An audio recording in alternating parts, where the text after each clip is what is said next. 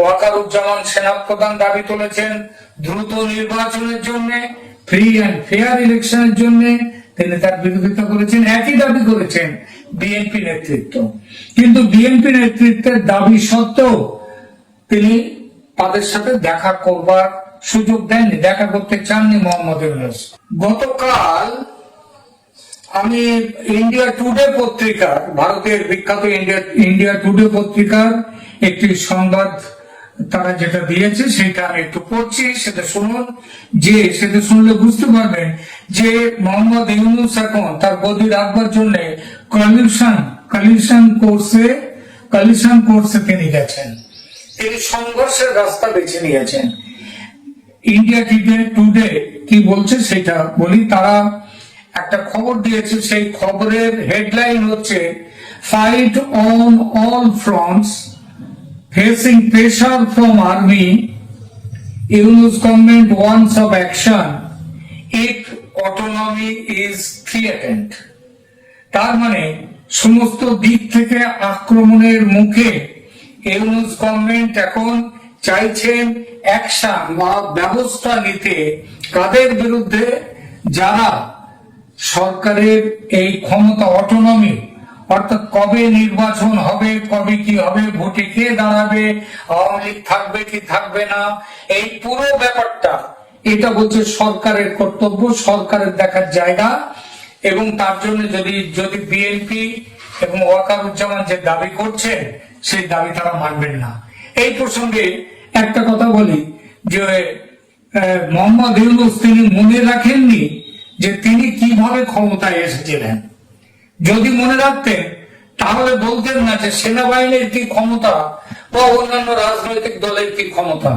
তিনি বলেছেন, তার এই যে ইন্ডিয়া টুডে পত্রিকাতে যে কথাগুলো বলেছেন তার মধ্যে অন্যতম হচ্ছে তিনি স্পষ্ট করে ভারতের নাম উচ্চারণ করেননি, কিন্তু তিনি বলেছেন বিদেশি শক্তি তারা বাংলাদেশকে নিয়ন্ত্রণ করতে চাইছে, সুতরাং তিনি তার সাথে বিদেশি শক্তিকে বাংলাদেশকে নিয়ন্ত্রণ করতে দেবেন না। অর্থাৎ তিনি প্রকারান্তরে ঘুরিয়ে বললেন ভারতের কথা। অথচ তিনি ক্ষমতায় এসেছিলেন যখন আওয়ামী লীগের বাইরে অন্যান্য শক্তিগুলো, অন্যান্য রাজনৈতিক দলগুলো তারা জোট বেঁধে ষড়যন্ত্র করেছিল। কাদের সঙ্গে ষড়যন্ত্র করেছিল? বিদেশি শক্তির বিরুদ্ধে। জো বাইডেন, আমেরিকার প্রাক্তন প্রেসিডেন্ট, তার সঙ্গে বসে ষড়যন্ত্র করেছেন। এবং এই ষড়যন্ত্রে ছিল সমস্ত পশ্চিমা শক্তিগুলো। এই ষড়যন্ত্রে কারা ছিল? পাকিস্তান ছিল। এই ষড়যন্ত্রের মধ্যে কারা ছিল? চীন ছিল। অর্থাৎ যে কোনো মূল্যে শেখ হাসিনাকে সরাতে হবে। সে দুটো তার এইসব কতগুলো মাথায় আসেনি। তখন তিনি দেখতে পাননি বিদেশি শক্তিদের হাত। আর আজ তিনি বলতে চাইছেন যে বিদেশি শক্তির হাত, তাদের কথা আমি শুনবো না। যখন ওয়াকারুজ্জামান 5ই জুলাই গত বছর 2024-এ 5ই আগস্টে যখন তিনি সেনাকে বললেন সেনা গুলি চালাবে না, যারা আন্দোলন করছে ছাত্র জনতা তাদের বিরুদ্ধে গুলি চালাবে না, এই কথা বলেছিলেন তখন কি মনে হয়েছিল? তখন তিনি তো নিজেও এই ষড়যন্ত্রের একজন অংশীদার।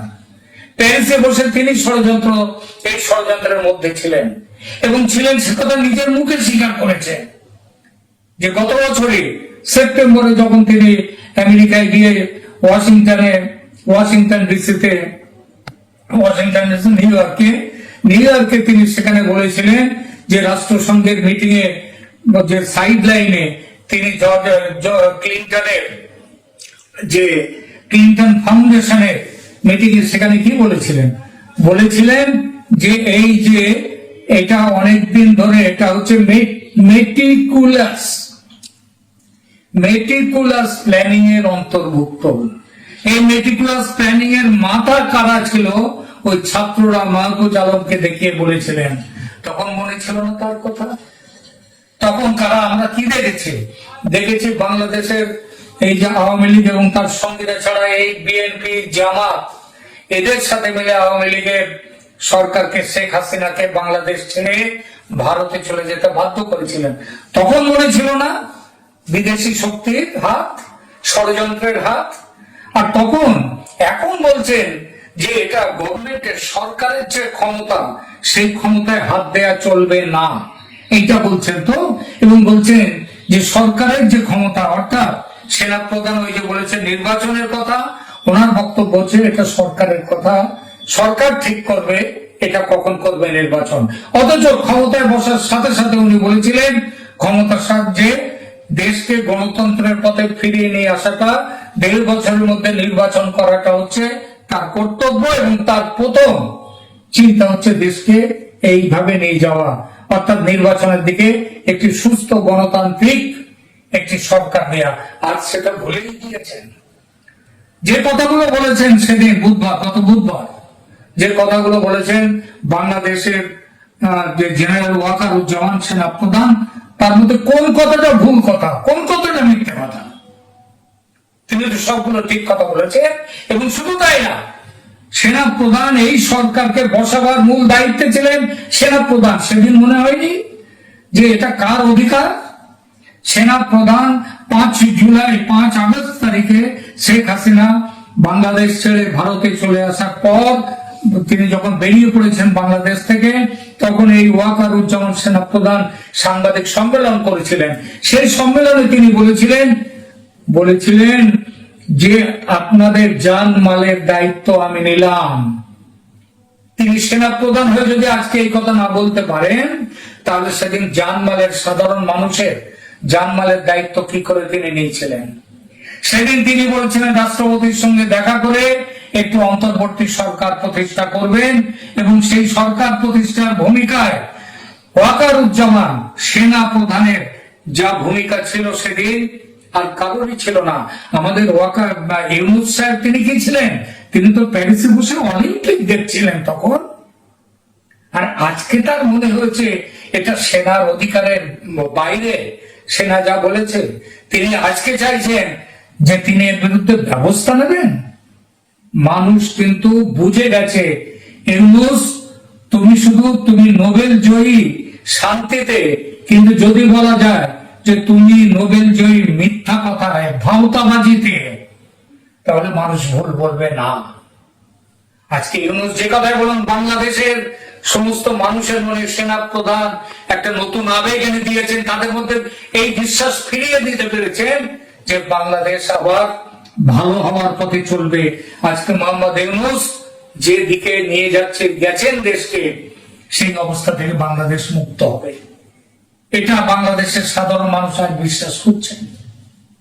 সুতরাং ওই ইসলামী দলগুলো, জামাত ইসলামী, হিজবুল তাহরির, আল বাদার, এদের সাথে মিশে যে সমস্ত চুক্তি উনি করছেন, যে সমস্ত তাদের সাহস পেয়ে তিনি যেসব কথা বলছেন, সমস্ত কিছু সেনা প্রধান এই কিছুই মানবেন না। বাংলাদেশের মানুষ তাদেরকে ইউনূস পাশে পাবেন না, এটা তিনি মনে রাখলে ভালো হবে। গৃহযুদ্ধের দিকে আর যেভাবে এগিয়ে চলেছে বাংলাদেশ, সেই দিক থেকে বাঁচবে। এইটুকু বলেই এই কথা বলবো, মহান আল্লাহর কাছে, ঈশ্বরের কাছে এই কথা বলবো যে আপনি ইউনূসকে সুমতি দিন, কারণ এই একটি মানুষ বাংলাদেশকে গৃহযুদ্ধের পথে, হাজার হাজার মৃত্যুর পথে এবং অবর্ণনীয় দুঃখ কষ্টের দিকে ফেলে দিতে যাচ্ছে। সুতরাং ঈশ্বর, আল্লাহ, ভগবান ইউনূসকে সুমতি দিন।